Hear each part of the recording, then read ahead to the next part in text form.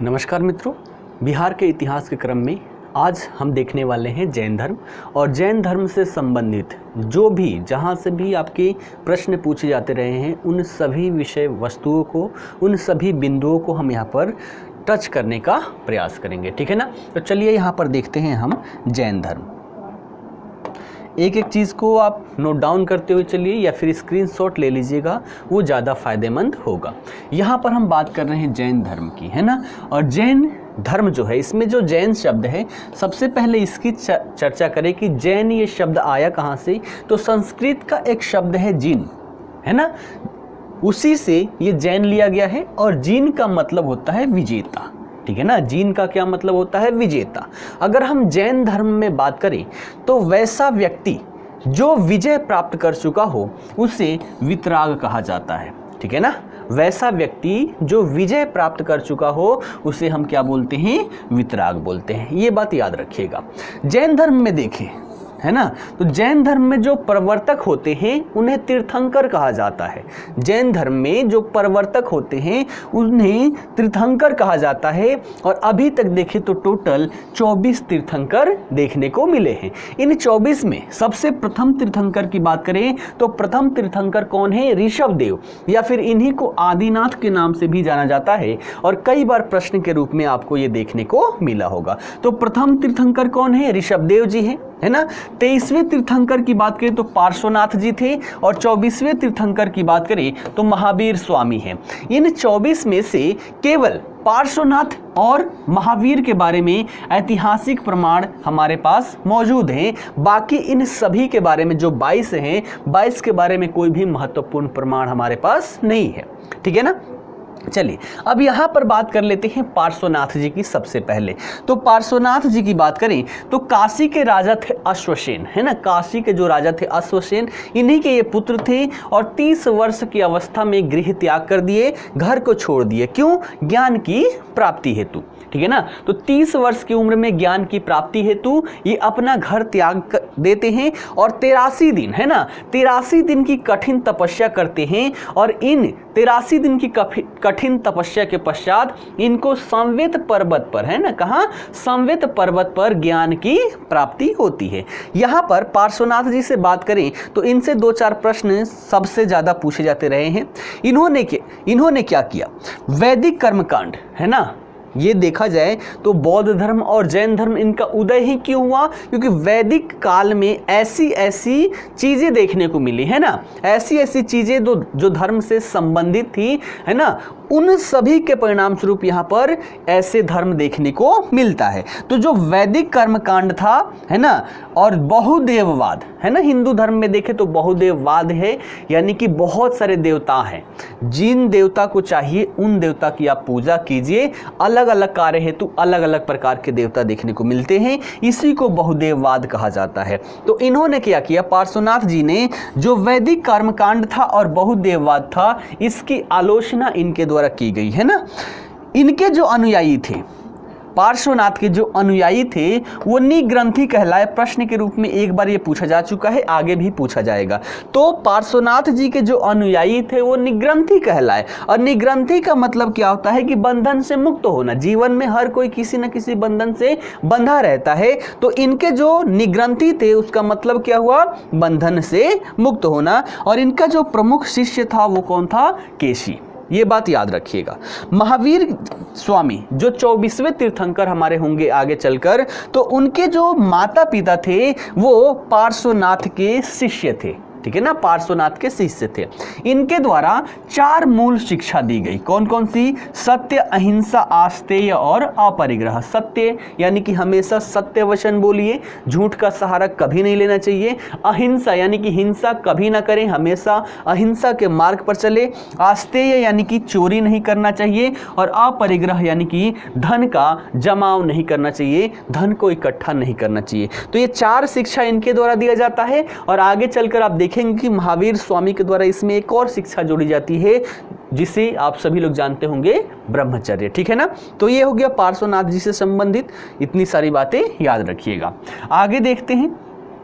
आगे हम बढ़ते हैं। अब बात करते हैं महावीर स्वामी के बारे में। कहाँ कहाँ से प्रश्न पूछे जाते हैं वो सारी चीज़ें इसमें सम्मिलित है, चाहे तो आप स्क्रीनशॉट ले लीजिएगा, ठीक है ना। इनका जो बचपन का नाम था वो क्या था, वर्धमान, है ना। तो महावीर स्वामी का बचपन का नाम क्या था, वर्धमान। इनके जन्म की बात करें तो इनकी जन्म 540 ईसा पूर्व में वैशाली के कुंड ग्राम में हुआ था। कहाँ, वैशाली के कुंड ग्राम में। कब, 540 ईसा पूर्व में। इनकी जो माता थी, माता का नाम क्या था, त्रिशला, या फिर कई किताबों में आपको विदेह दत्ता भी देखने को मिलेगा। तो त्रिशला और विदेह दत्ता कौन थी, इनकी माता थी। और इनकी माता की बात करें तो लिच्छवी के राजा जो थे चेटक, उन्हीं की ये क्या थी, बहन थी, ठीक।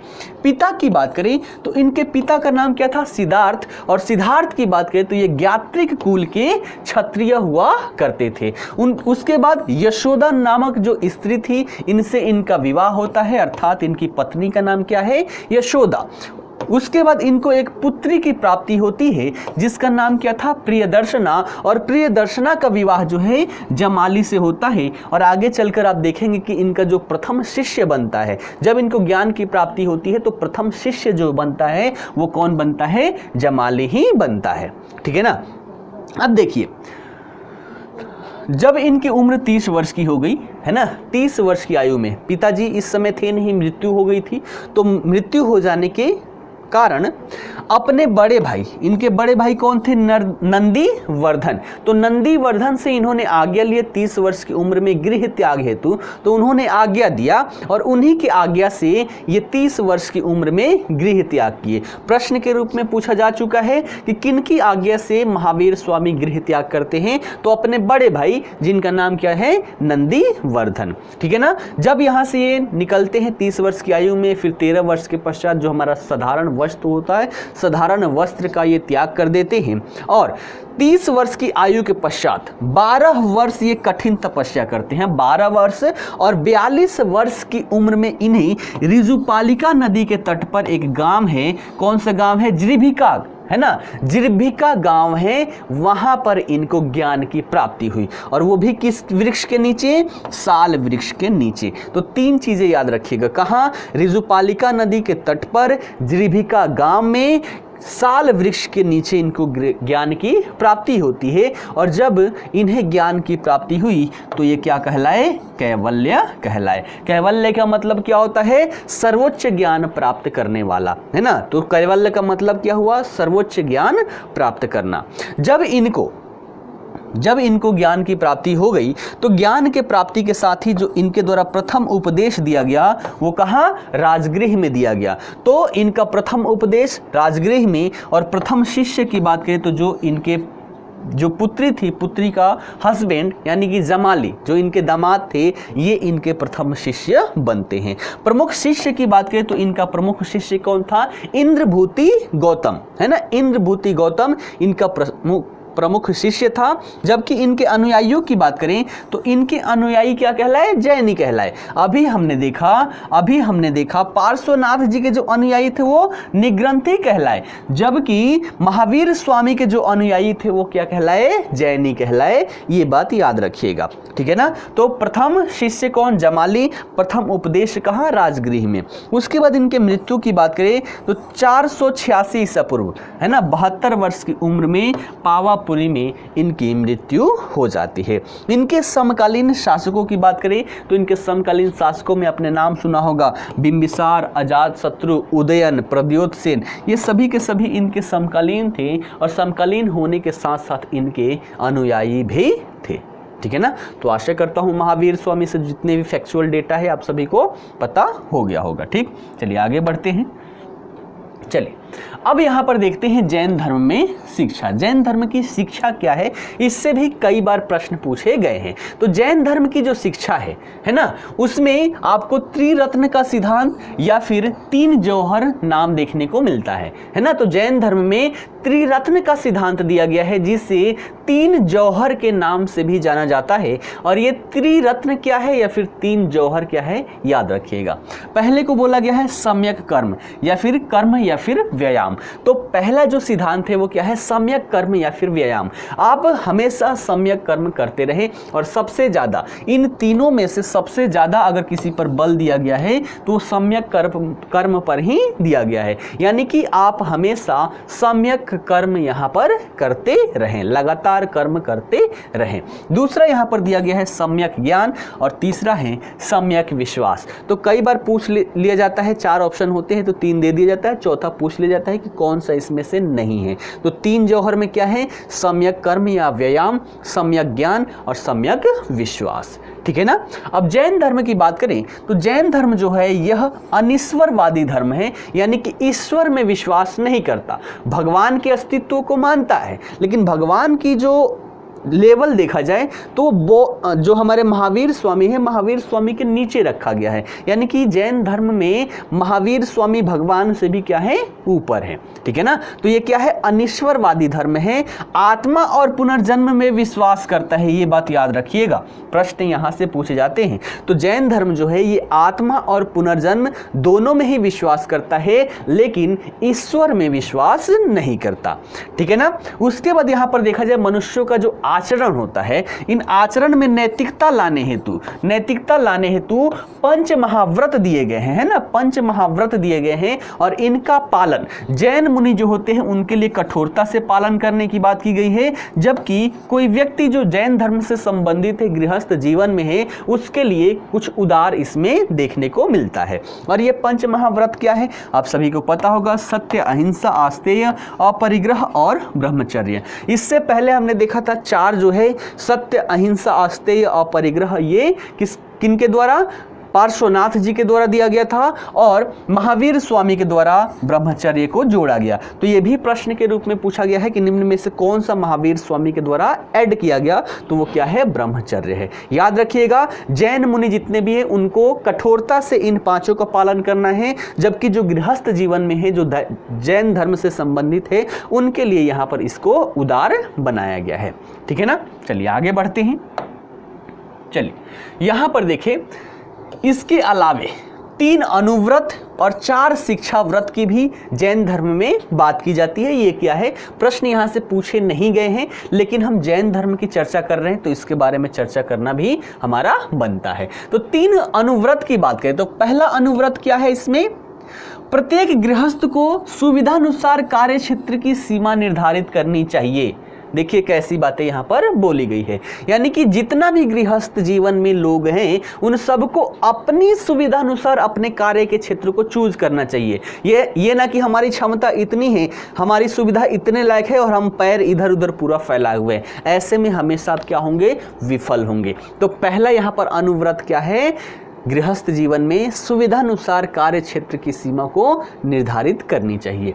दूसरा यहाँ पर क्या बोला गया है, दूसरा अनुव्रत क्या है कि केवल योग्य तथा अनुकरणीय कार्य ही किया जाना चाहिए, है ना। कार्य कैसा, योग्य और अनुकरणीय, यानी कि जिसका अनुकरण किया जा सके वैसे कार्य ही करना चाहिए, इसके अलावा कोई कार्य नहीं करना चाहिए।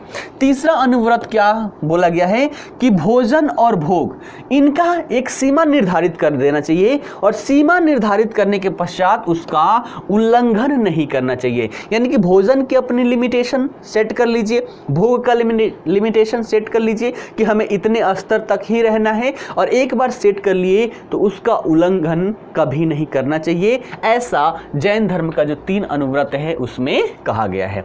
उसके बाद 4 शिक्षा व्रत की बात करें तो 4 शिक्षा व्रत जिसके अनुपालन की बात कही जाती है वो क्या क्या है। सबसे पहला है देश विरति। देश विरति का मतलब क्या होता है कि किसी देश या प्रदेश के सीमा से आगे न जाने का जो व्रत होता है वो यहाँ पर लेना चाहिए, है ना। तो शिक्षा व्रत में क्या है, देश विरति, यानी कि किसी देश प्रदेश की सीमा से आगे न जाने का व्रत।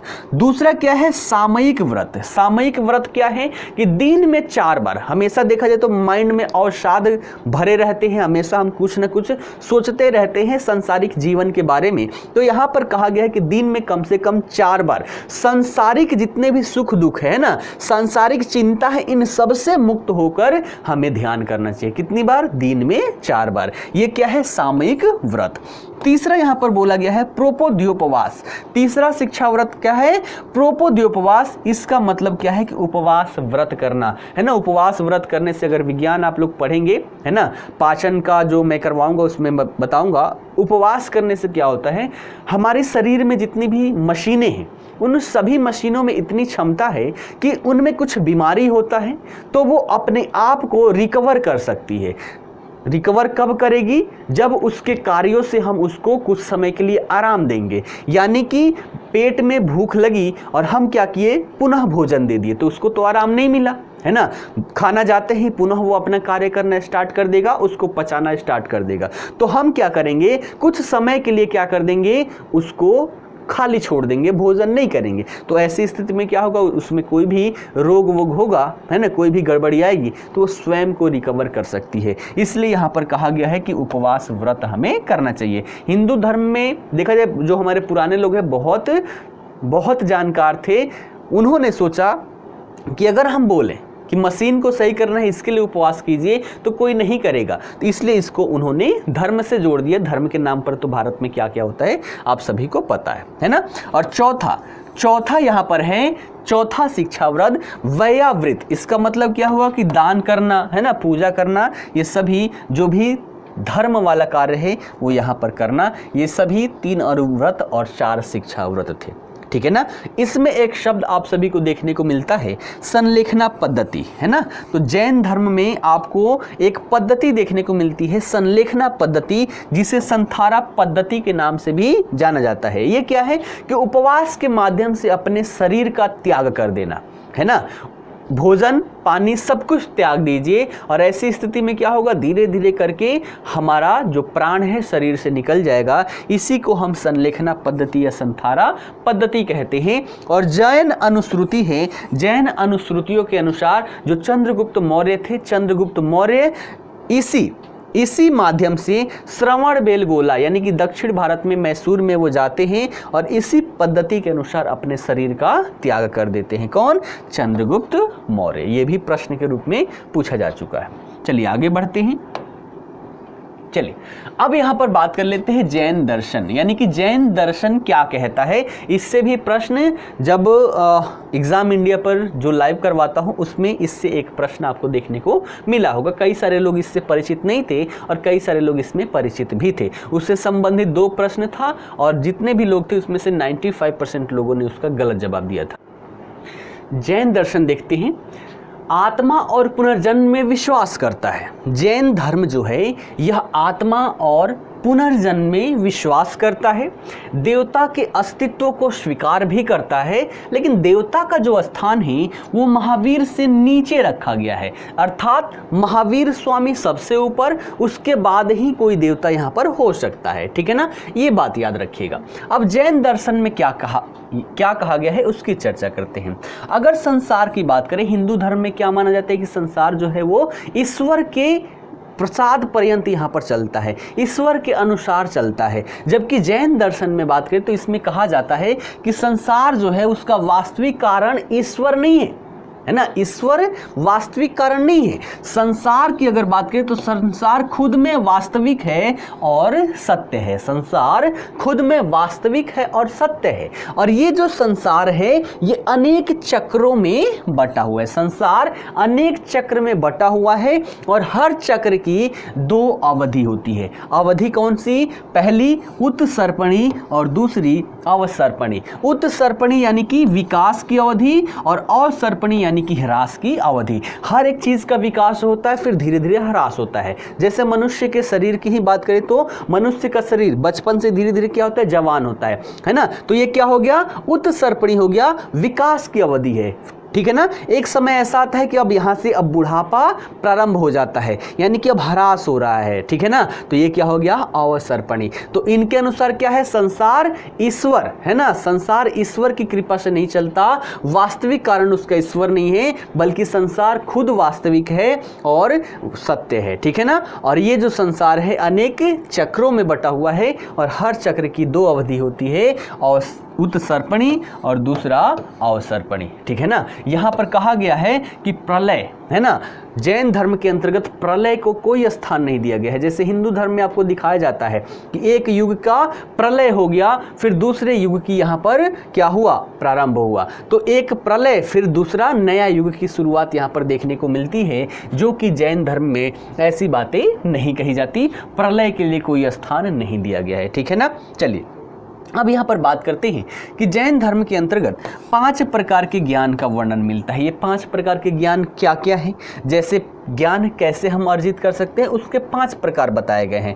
पहला क्या है, मति, है ना। मति का मतलब क्या हुआ, इंद्रिय जनित ज्ञान, यानी कि इंद्रियों के माध्यम से जो हम ज्ञान अर्जित करते हैं। जैसे एक बच्चे का एग्जाम्पल हम देख सकते हैं, एक बच्चे को समझाइए कि आग को नहीं छूना चाहिए, नहीं छूना चाहिए, हाथ जल जाएगा, उसे समझ में नहीं आएगा, लेकिन पहली बार जब उसमें जाएगा, हाथ लगाएगा, तो क्या होगा, हाथ जल जाएगा। उसके बाद से वो दोबारा कभी नहीं लगाएगा। इसका मतलब क्या हो, उसको ज्ञान हो गया कि इसमें अगर हम हाथ लगाएंगे तो हमारा हाथ जलेगा ही जलेगा। तो ये क्या हो गया, इंद्रिय जनित ज्ञान। तो पहला जो ज्ञान क्या है, मति। दूसरा यहाँ पर बात कर सकते हैं श्रुति, यानी कि सुनकर ज्ञान अर्जित करना, वो क्या कहलाता है, श्रुति, है ना। यानी कि मैं बोल रहा हूँ, आप लोग सुन रहे हैं, इससे आपको जो भी ज्ञान मिल रही है यह क्या कहलाएगा, श्रुति।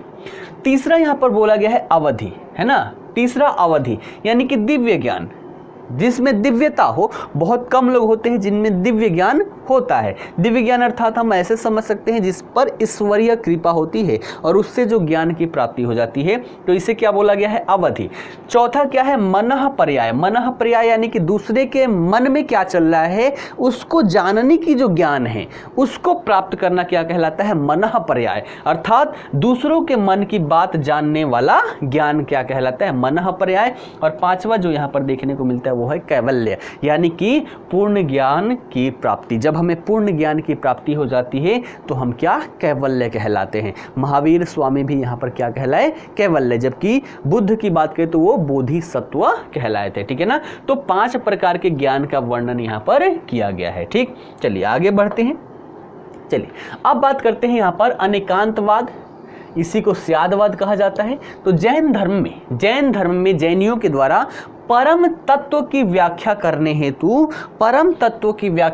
हेतु सप्तभंग न्याय की कल्पना की गई है। और इसी सप्तभंग न्याय को सप्तभंगिनय या फिर स्यादवाद का सिद्धांत या फिर अनेकांतवाद का सिद्धांत कहा जाता है। यानी कि कोई भी हम न्याय कर रहे हैं तो उसमें इन 7 आधारों के ऊपर हमें न्याय करना चाहिए। ये क्या है, इसको समझते हैं। सबसे पहला क्या है, स्याद अस्ति, यानी कि शायद है। स्याद अस्ति अर्थात शायद है। जब हम किसी का न्याय कर रहे हैं तो पहला क्या होगा, स्याद अस्ति, यानी कि शायद है। वस्तु की बात करते हैं तो वस्तु शायद है। स्याद नास्ति, यानी कि वस्तु शायद नहीं है। तीसरा क्या है, स्याद अस्ति च नास्ति, यानी कि वस्तु शायद है और नहीं भी है, ठीक है ना। चौथा क्या है इसमें, स्याद अवक्त्यम, यानी कि कुछ भी कहा नहीं जा सकता, कुछ भी कहा नहीं जा सकता कि है या नहीं है, कुछ भी नहीं कहा जा सकता। अगला क्या है, स्याद अस्ति अवक्त्यम, यानी कि शायद है लेकिन कुछ कहा नहीं जा सकता। अगला क्या है, स्याद नास्ति अवक्त्यम, शायद नहीं है और कुछ कहा नहीं जा सकता, ठीक है ना। और अंतिम जो यहाँ पर दिया गया है वो क्या है, स्याद आस्ति नास्ति अवक्त्यम, यानी कि शायद है, नहीं है और कुछ कहा नहीं जा सकता। तो जब भी यहाँ पर न्याय की कल्पना की जाती है तो इन 7 आधारों पर न्याय करने की बात जैन धर्म में कहा जाता है, ठीक है ना। प्रश्न इससे एग्जाम इंडिया पर जो लाइव होता है इससे संबंधित 2 प्रश्न मैंने पूछा था, 2 में से अधिकतर 85 से 90% लोगों ने वहां पर गलत जवाब दिया था, ठीक है ना। चलिए आगे बढ़ते हैं। आगे देखिएगा, जैन धर्म में कर्म और बंधन की व्याख्या की गई है। कर्म और बंधन की व्याख्या यानी कि कर्म जो है, जब कर्म जो है वो हमारे शरीर के अंदर, है ना, जीव के अंदर घुस जाता है तो वो बंधन युक्त हो जाता है, यानी कि बंधन में बंध जाता है। तो इसका मतलब, बंधन का मतलब क्या हुआ कि जीव में कर्म का घुस जाना ही क्या कहलाता है, बंधन कहलाता है, ठीक है ना। और मोक्ष की हमें प्राप्ति करनी है तो इस बंधन से जब तक हम मुक्त नहीं होंगे हमें मोक्ष की प्राप्ति नहीं होगी। तो मोक्ष की प्राप्ति हेतु मतलब कैसे हम मोक्ष की प्राप्ति कर सकते हैं, उसके संदर्भ में यहाँ पर 5 पदार्थों की वर्णन की गई है। यानी कि ये जो हम पढ़ेंगे, इसे जैन धर्म में पदार्थ कहा जाता है। तो ये पदार्थ क्या क्या है इसको समझने का प्रयास करते हैं। पहला है आस्तव। आस्तव का मतलब क्या हुआ? कर्म का जीव की ओर बहाव। हम क्या कर रहे हैं? मोक्ष की प्राप्ति हेतु जो चरण है, हम इसे चरण समझ सकते हैं कि कैसे मोक्ष की प्राप्ति कर सकते हैं। तो इसमें पहला चरण क्या है? आस्तव, यानी कि कर्म का जीव की ओर बहाव। इसको ग्राफ के माध्यम से समझने का प्रयास करते हैं। ये क्या है? कर्म हो गया, ठीक है ना। लाल से कर्म हो गया और हरे से या फिर पीले से मैं बना देता हूं यहां पर जीव, ठीक है ना। ये क्या हो गया? जीव हो गया। अब यहां पर समझने का प्रयास करते हैं, ठीक। चलिए देखिएगा, सबसे पहले आस्तव। आस्तव का मतलब क्या होता है? कर्म का जीव की ओर बहाव। कोई भी जीव है तो वो कुछ ना कुछ कर्म करेगा, और करेगा तो उसकी तरफ क्या होगा? इसका बहाव होगा, है ना। कर्म का जीव की ओर बहाव। अब उसके तरफ बहाव हो गया, इसी को क्या कहा जाता है? आस्तव। दूसरा यहाँ पर क्या है? बंधन। बंधन क्या है? कि कर्म जीव में घुसकर जीव को जकड़ लेता है, यानी कि जो ये बहाव हुआ था ये अंततः क्या हो गया? जीव में घुस गया, और जीव में घुसकर क्या हो गया? जीव को जकड़ लिया, यानी कि वो बंधन युक्त हो गया, बंधनों से वो बंध गया, और ऐसी स्थिति में उसको मोक्ष की प्राप्ति कभी नहीं हो सकती, ठीक है ना। अब तीसरा चरण क्या है? अब हमें मोक्ष की प्राप्ति हेतु क्या करना है? इन कर्मों से अपने आप को स्वतंत्र करना है। तो इसके तहत तीसरा जो चरण है वो क्या है? सांबर। सांबर क्या है? कर्म का जीव की ओर बहाव का मार्ग अवरुद्ध करना, जिससे कर्म जो है वो जीव में ना घुस सके। यानी कि पहला स्टेज हम समझ सकते हैं क्या? ये जो कर्म का बहाव जीव की ओर है, तो कर्म से हम जकड़े ना, इसके लिए पहला कार्य क्या होगा? कि कर्म का जो बहाव है, इसके बहाव के मार्ग को ही अवरुद्ध कर दें, है ना। बहाव के मार्ग को अवरुद्ध कर दें तो कर्म हमारे पास तक पहुंच ही नहीं पाएगा। तो ये क्या हो गया? हमारा संबर हो गया। ये जब हो गया तो आखिरकार ये हो गया, तो पहले हम शुरुआती चरण से तो ये अवरुद्धता पर्दा यहाँ पर नहीं लगाए, है ना, अवरुद्ध नहीं किए, तो आगे क्या होगा कि जो पहले से हमारे अंदर जो कर्म भरा पड़ा है इसको भी तो नाश करेंगे, तभी तो हम कर्म से पूर्णतः मुक्त हो पाएंगे। तो अगला चरण जो है उसे हम बोलते हैं निर्जरा, और निर्जरा के माध्यम से हम क्या करेंगे? ज्ञान द्वारा जीव के साथ जुड़े कर्मों का नाश करना, है ना। अपने ज्ञानों के माध्यम से जो भी जीव के साथ कर्म जुड़े हुए हैं इसको नाश करना, है ना। यानी कि जो पहले से कर्म हमारे अंदर है इन सभी का क्या कर देना? इन सभी का नाश कर देना, ठीक है ना। इन सभी को नाश कर देंगे तो पुनः हमारा जीव जो है वो माफ कीजिएगा ऐसे हो जाएगा, ठीक है ना। अब यहाँ पर क्या होगा? जब क्या होगा? अंतिम चरण होगा हमारा मोक्ष, अर्थात माफ कीजिएगा, कर्म का अंतिम रूप से जब नाश हो जाता है तो जीव जो है वो चमकने लगता है, जीव प्रकाशमान हो जाता है, और इसी को मोक्ष या कैवल्य कहा जाता है, ठीक है ना। एक मिनट,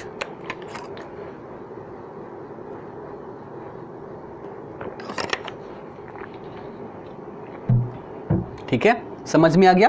तो अगला क्या है? मोक्ष है। मोक्ष कैसे?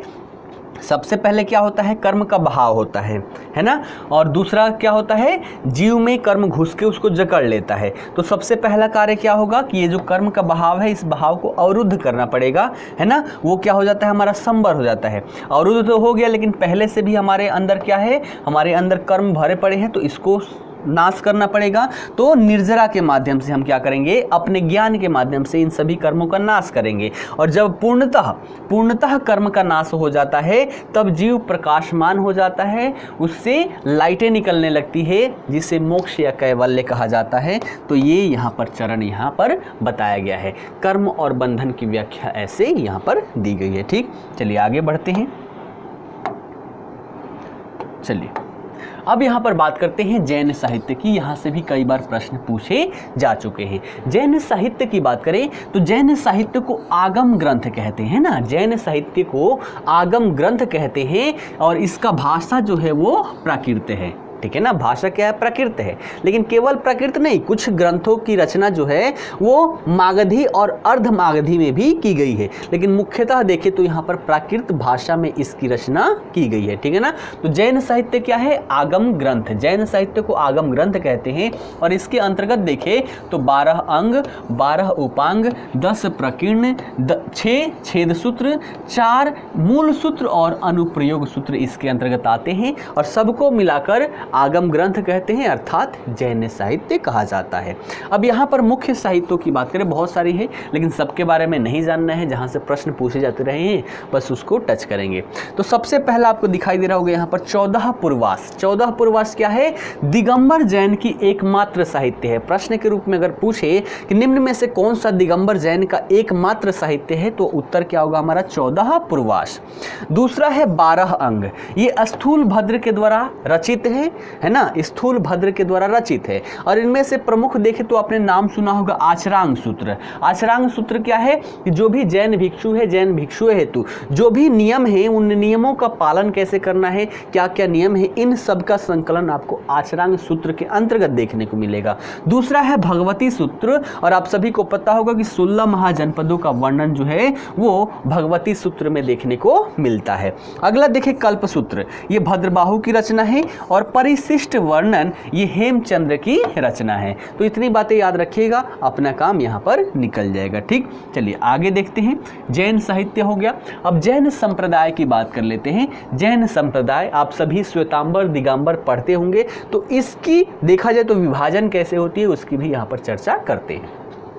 दो शब्द आप सुनते हैं, श्वेतांबर और दिगंबर, ठीक है ना, श्वेतांबर और दिगंबर। ठीक, अब देखिए होता क्या है, मगध की बात करें, है ना, मगध की बात करें तो एक समय ऐसा आता है जब यहाँ पर बड़े स्तर पर अकाल आता है, ठीक है ना, बड़े स्तर पर अकाल आता है। तो अकाल आने के क्रम में क्या हुआ देखिएगा, स्थूल भद्र जो है, यहाँ पर देखते हैं, पहले भद्रबाहु की बात कर लेते हैं। तो जब अकाल आया, भद्रबाहु अपने अनुयायियों के साथ मगध को छोड़कर ये दक्षिण भारत चले जाते हैं, है ना, कौन, भद्रबाहु। जब मगध में अकाल आया, भद्रबाहु अपने अनुयायियों के साथ मगध को छोड़कर दक्षिण में चले जाते हैं। वहां जाकर ये अपने वस्त्रों को त्याग कर देते हैं। इनका मानना यह था कि दिशा और अंबर, दिक प्लस अंबर यानी कि दिगंबर, यानी कि दिशा और आकाश जो है वही हमारा क्या है, वस्त्र है, इसलिए इन्होंने वहां पर जाकर वस्त्रों को त्याग कर दिया, ठीक है ना, इसलिए ये लोग क्या कहलाए, दिगंबर कहलाए।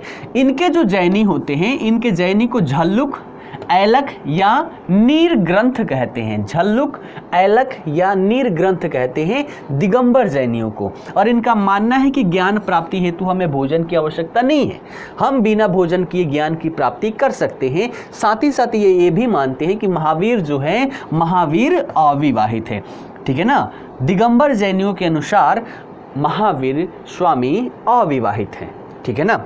आगे चलकर इन दिगंबरों का भी क्या हो गया, उप संप्रदाय देखने को मिलता है, कुछ संप्रदायों में विभाजित हो जाता है। जैसे 20 पंथी और 13 पंथी आपने नाम सुना होगा, तो यहाँ पर 20 पंथी और 13 पंथी की बात करें तो ये जैन तीर्थंकरों की मूर्तियों की पूजा करते हैं, ठीक है ना, प्रश्न के रूप में ये पूछा जा चुका है, याद रखिएगा। तो दिगंबर जैन के जो उप संप्रदाय है 20 पंथी और 13 पंथी, ये जैन तीर्थंकरों की मूर्तियों की पूजा करते हैं। जबकि दूसरा संप्रदाय है समैया पंथी या तारण पंथी, ये मूर्ति पूजा नहीं करते, याद रखिएगा। अब बात करते हैं यहाँ पर श्वेतांबर की। तो हमने देखा कि भद्रबाहु अपने अनुयायियों के साथ दक्षिण चले जाते हैं, लेकिन स्थूल भद्र जो थे वो अपने अनुयायियों के साथ मगध में ही रुके रहते हैं कि भैया अकाल आया है, तो अकाल के समय काल में हम दूसरे जगह क्यों जाए, जब अकाल नहीं था तब हम यहीं थे, और अकाल आने की समय में हम भाग जाएं, तो ये नहीं गए और ये मगध में ही रुके रहे, ठीक है ना, मगध में ही रुके रहे और श्वेत वस्त्र ये लोग धारण करने लगे, इसलिए इन्हें श्वेतांबर कहा गया, ठीक है ना। श्वेतांबर जैनी जो हैं इनको यति, साधु और आचार्य कहा जाता है, यति, साधु और आचार्य कहा जाता है। नियमों की बात करें, जैन धर्म में श्वेतांबरों की बात करें तो ये नियमों को उदारता पूर्वक पालन करते हैं, जबकि दिगंबरों की बात करें तो ये नियमों को कठोरता से पालन करते हैं। इनमें उदारता की कोई बात नहीं है। यानी कि कहा जाए कि भैया पढ़ना है तो केवल पढ़ना ही है, उसमें कोई ढिलाई नहीं, सोना है तो सोना ही है, ठीक है ना, खाना है तो खाना ही है। तो जो भी चीज़ें हैं इसमें कठोरता से पालन किया जाता है, जबकि श्वेतांबर नियमों को पालन करने में उदार होते हैं, ठीक है ना। इनका मानना है कि ज्ञान प्राप्ति हेतु हमें भोजन की आवश्यकता है, बिना भोजन के हम ज्ञान की प्राप्ति नहीं कर सकते। और इनके अनुसार महावीर स्वामी का विवाह हुआ था और उनकी पुत्री भी थी, ठीक है ना। इसकी भी देखें, श्वेतांबर भी आगे चलकर उप संप्रदायों में विभाजित हो जाते हैं, जैसे पुजेरा या डेरावासी, है ना। पुजेरा या डेरावासी ये क्या करते हैं, जैन तीर्थंकरों की पूजा करते हैं, मूर्ति पूजा नहीं करते, जैन तीर्थंकरों की पूजा करते हैं। जबकि दूसरा संप्रदाय है ढूढ़िया या स्थानकवासी, ये केवल जैन सिद्धांतों को मानते हैं, तीर्थंकरों की पूजा नहीं करते, केवल जैन सिद्धांतों को मानते हैं। तो ये है जैन संप्रदाय। चलिए आगे बढ़ते हैं और कौन कौन सी संगतियां हुई इसको हम यहाँ पर देख लेते हैं। जैन संगति की बात करें, जैन संगति की बात करें तो पहली संगति जो हुई थी 1322 से 298 बीसी काल में हुई थी। कहाँ हुई थी, पाटलिपुत्र। अध्यक्ष कौन थे, स्थूलभद्र। स्थूलभद्र के द्वारा अध्यक्षता किया गया और इस समय शासक देखें तो चंद्रगुप्त मौर्य यहाँ के शासक थे। यहाँ पर प्रमुख कार्य क्या किया गया, तो जो 12 अंगों की हमने बात की उन 12 अंगों का संकलन यहीं पर किया गया। साथ ही साथ जो श्वेतांबर दिगंबर की बात हम करते हैं तो यहीं पर ये संप्रदाय श्वेतांबर और दिगंबर संप्रदाय में ये विभाजन देखने को मिलता है। कब, पहले वाली जैन संगति में जो पाटलिपुत्र में हुआ था। दूसरी जैन संगति की बात करें तो 512 ईस्वी में हुआ। कहाँ, वल्लभी में हुआ और यहाँ पर अध्यक्षता देवार्धी क्षमा श्रवण के द्वारा किया गया। यहाँ पर शासक के बारे में उतनी जानकारी नहीं मिलती, इसलिए यहाँ पर मैंने खाली स्थान छोड़ा है।